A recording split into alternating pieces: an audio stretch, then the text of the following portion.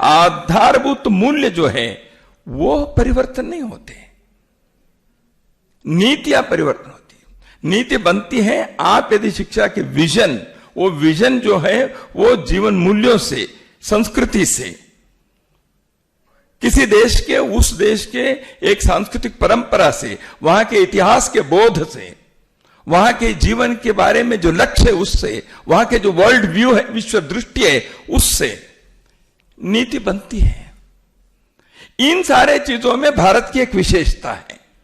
इसलिए भारतीय संस्कृति के आलोक में जब शिक्षा कहते हैं, शिक्षा तो एजुकेशन तो सबके लिए है, करना क्या है, जैसे अभी पता है इंजीनियर डॉक्टर बनना है, फिजिक्स बनना है, एमबीए पढ़ने हैं, आईटी में जाना है, वो ऑस्ट्रेलिया में करो, दिल्ली में करो, लॉस एंजल्स में करो, जर्मनी करो, फ्रैंकफर्ट में करो, अफ्रीका में करो, फर्क क्या पड़ता है? बिल्कुल ठीक है।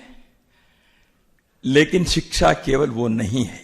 इसलिए ये भारतीय संस्कृति के आलोक में शिक्षा जब कहते हैं, ये जो विश्व दृष्टि है, वर्ल्ड व्यू है, जो जीवन के सांस्कृतिक परंपरा है, इंटरनेशनल कमीशन ऑन एजुकेशन के लर्निंग टू बी जो रिपोर्ट आया, उसमें यही कहा, education is the supreme expression of the national consciousness and no nation is identical with other, that is why every nation will have to express itself through its education.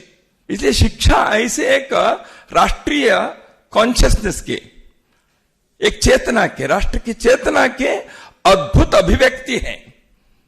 इसलिए राष्ट्र की चेतना क्या है?